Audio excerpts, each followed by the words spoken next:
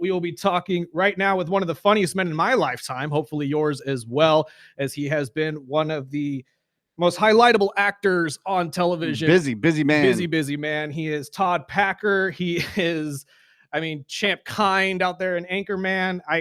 The list goes on and on. I could sit here for the entire rest of the show just telling you who this man is and what he's doing, but you can go check him out tomorrow at Temblor as he does his stand-up special for us here in Bakersfield. That's Mr. David Koechner. Sir, thank you for joining us. We appreciate you. Good morning, sir. Wow, that's something new. I like it. Sorry, I'm on the younger side, so I call everybody sir. But we appreciate you joining us today. What brought you to Bakersfield? Why was this one of the locations you decided to drop in? I don't know. They asked me to. Why not? It's close to home, I had an opening in my schedule. True. Fantastic. We love hearing that. And obviously for people who have seen you on television, they can obviously know you best from your spots on The Office.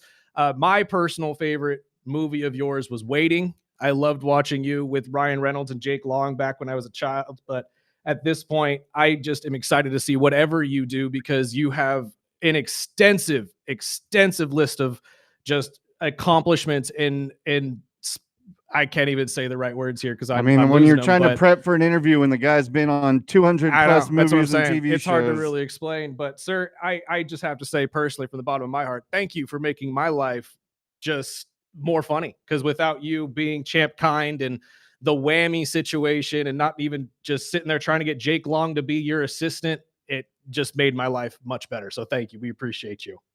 Wow, this is the best Father's Day card I've ever gotten. We appreciate you. Well, besides that, we are a sports show, and we will get to your show here at Temblor here in a moment. But are you a Chiefs fan? I keep seeing you in Chiefs gear, so I was kind of curious going into the show. Oh, yeah, I have been all my life since I was 9. I grew up in Missouri. Did you? Oh, that makes total sense. How did you feel about the team switching over to Kansas then? Are you part of the fan base that's up in arms about it? Well, is it really happening? From what we understand, yeah, it is going to happen. Well, I don't know. Until the shovel hits the dirt, we'll see. True. Look, plus, you know what? I can't control it. What am I going to do? Get mad about it? No, this is absolutely fair. Well, like I said, we're both big fans, and I want to get into kind of the animated stuff. I mean, besides The Office and a lot of the acting roles, what brought in, doing more of the voicing of these animated movies?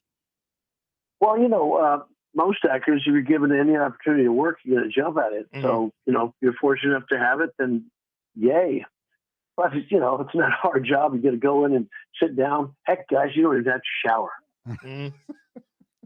It has to make it a little difficult, though, because you are, at least from what I've watched, your comedy is a lot of facial expression, a lot of exaggeration. And how is it difficult, or how do you kind of make that come out with a lot of these characters like Rick from American Dad? Well, in a way, it's all the same because you're acting. That it's you just have an intention, and that's pretty much basically it. You have to do something that's in line with the script and the director's intention, the writer's intention, and you hope to, serve that. So my other question is, we've seen you in comedies. We've heard your voices on these animated movies, going back into The Office with Todd Packer and all of these. But for somebody that hasn't seen you with stand-up comedy, what can we expect this Saturday night over at Temblor? Well, you expect an hour of comedy, I hope. A whole hour of comedy. Okay. That's what you expect. If you're going to go see a comedy show, you hope to see an hour of comedy. That's fair for people who haven't seen I guess really, to define it further, it'd be me doing an hour of comedy. Absolutely. And for people who haven't seen your comedy, though, how do you kind of explain your comedy? Is it more like family stories with you and your son? I know I've seen a lot of videos of the two of you on social media lately. Is it more... Oh, yeah, that's tonight. I'm doing a show tonight in downtown LA, and he sings corridos, which is a Mexican style music. So I asked him to do open tonight.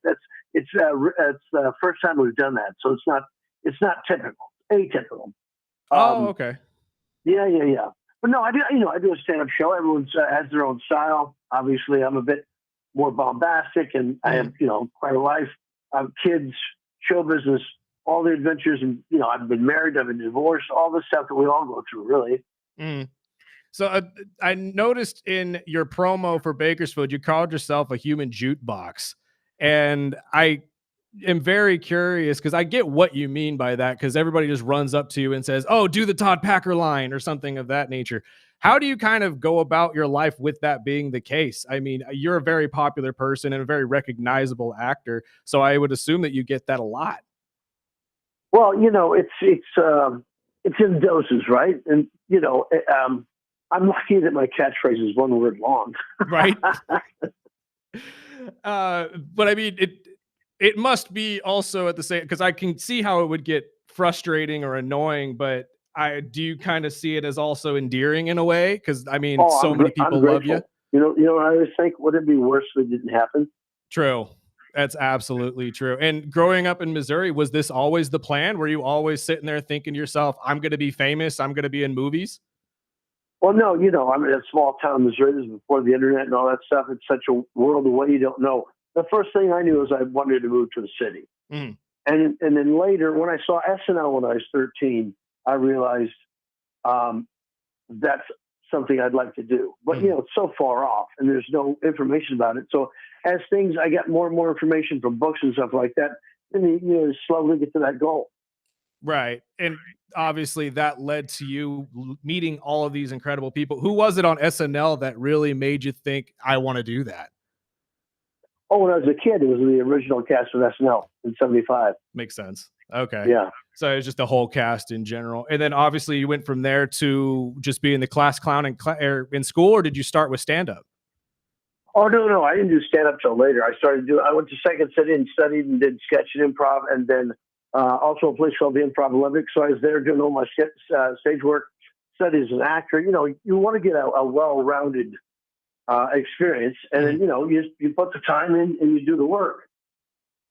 That's honestly pretty straightforward to me, I would think. So, I mean, you make it sound all so simple. Was Right? this just the get go? You just kind of clicked with all of this, and it just seems that way to you? Is it simple? Well, it really starts with a decision, right? Mm-hmm. You make your one decision and your plan, and then you go, okay, how do I get there? Mm-hmm. So you start with the goal, and then back down to where you are presently, wherever you are, and then how do you get there? For me, I found out that a lot of people on SNL went to Second City. Mm-hmm. And so then I moved to Chicago, did Second City, did classes, and, that was that. Basically, it really does start with a decision. So it's just more walking in the footsteps of the people you idolized, and that's kind of what made it so simple for you. Well, follow their path. No, that's incredible. That's awesome. And honestly, we've already talked about a couple of the things that you've done, obviously on screen, but what in your mind is the highlight? Like, what have you done so far in your career that you say, you know what, that's the pinnacle right now? Well, I hope it's yet to come. Right? Yeah, right. No, I don't mean that in the sense of it's not. It's over. It's over. Which one do you look back on? I could say this show this morning. Oh, I appreciate that. I really do. Right. Well, we've got our tickets. I'll be there front and center. And my wife, it's a big surprise. It's our anniversary tomorrow night, and I'm going to take her out to a comedy show like I usually do. I'm excited. I told her last night, that you were going to come on the show, and she said, "Is that the guy from The Goods?" That is one of her favorite movies, and it is outstanding. A lot of people don't give that movie enough credit, but. You think of Todd Packer, you think of, The Office, and I'm going down the list of movies and TV shows you've been on. And yes, The Goods and Anchorman. Is there any, you've been in so many different types of movies, whether it's, Paul, with Seth Rogen, and, the comedy with, The Goods, and the difference between, the Austin Power movies, the Semi-Pro with Will Ferrell. You've kind of been with a lot of different comedy, duos type movies. Is there any one of those that, really stand out that you had the most fun doing? Obviously the Anchorman pictures were just a ton of fun. It was just, that's probably as good as it gets, in terms of that camaraderie and everybody playing together. And, that was great. But, you hope every project is that same thing.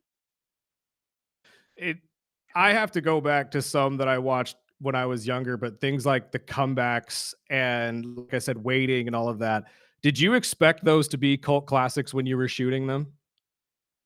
Oh, no, you can't. All you can do is your job, right? Yeah. And because it really does come down to what can you control, and I can only control my performance. And believe it or not, they don't come to me and say, "Hey, how should we market this?" No, absolutely. I'm just more thinking of it like while watching these movies, I mean, you steal the show every time, especially in those that I've highlighted, but it's to me like you have this unique style to your acting and your comedy, and it's what makes these movies cult classics. It's what makes them so entertaining to watch.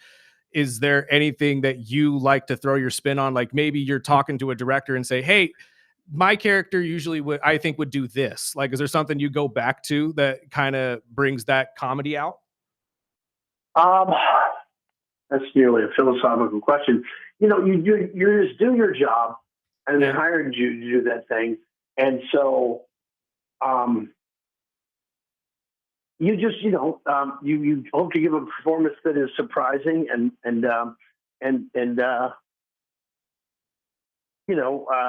it's people that I guess mystery is what you're looking for. How can I add mystery to this piece that someone goes, wow, I don't know how that happened. I don't know if that makes any sense at all. No, it kind of does. I trust me. Again, I know it's a very open-ended question and there's not a lot of great answers to it. It popped up in my head. Like, I don't know how an actor's life really goes about their job, especially when you have to work with so many people that are also so funny. I mean, you're sitting there with guys like Will Ferrell and Paul Rudd and all these other guys, Steve Carell. Like, how do you guys kind of bounce off each other to make it unique in your own rights? You know what I mean? Well, it's part of acting and the agreement and it's I guess it's hard to explain. Yeah, that's what I'm saying. Don't explain it if it's if everyone's doing their job and they know what the goal is, and the director guides you through the thing, it just makes it easier for all of you to kind of come to that point. Yeah, absolutely. So no, I totally get that. Again, that's why I understand that the question's kind of a little too open-ended on my part, and I apologize for that. But we're pumped, man. Get your tickets. Go to TemblorBrewing.com. Tickets are available. They are going quick, and you can check it out at Eventbrite as well. And, going into the weekend, there's some big playoff football games.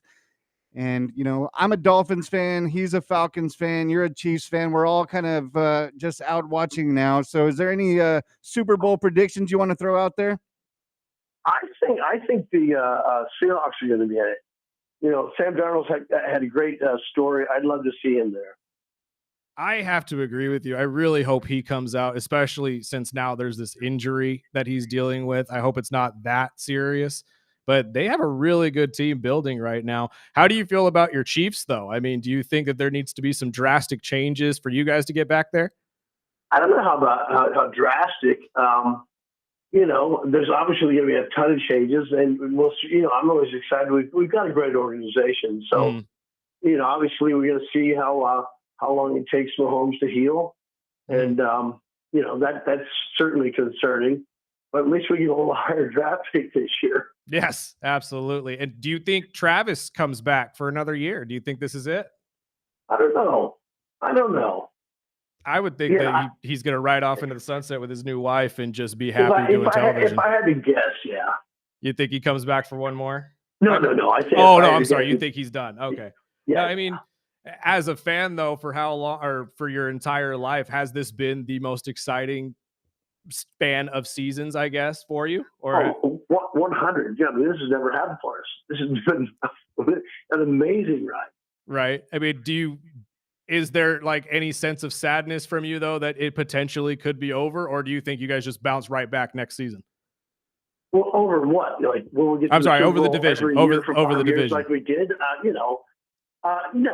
You're always hopeful, but I just appreciate what happened. That's so rare, and I'm not sad. No, of course. Dude, I waited 50 years between Super Bowls. Well, I'm almost there. I've been waiting 40 for my Dolphins, and it seems like we're in quicksand because we're not getting any closer than when I was in the 80s. So I'm hoping a quick recovery. That Mahomes injury was terrible, man. And as long as you've got Andy Reid, I think they're always going to be in the conversation. 100%. I could not agree more. But, sir, thank you so much for your time. We know you're incredibly busy. Go out tomorrow to Temblor. Tickets are available right now, I believe, at Temblor's website. Yep, and is the best place to Eventbrite. look You at can 'em. go to temblorbrewing.com, or you can look them up at Eventbrite. We've got the link on our Instagram, and we really do appreciate your time, and we'll see you tomorrow night, brother. God bless. Hope to see you there. Thank you so much. Thank you, sir. We appreciate you.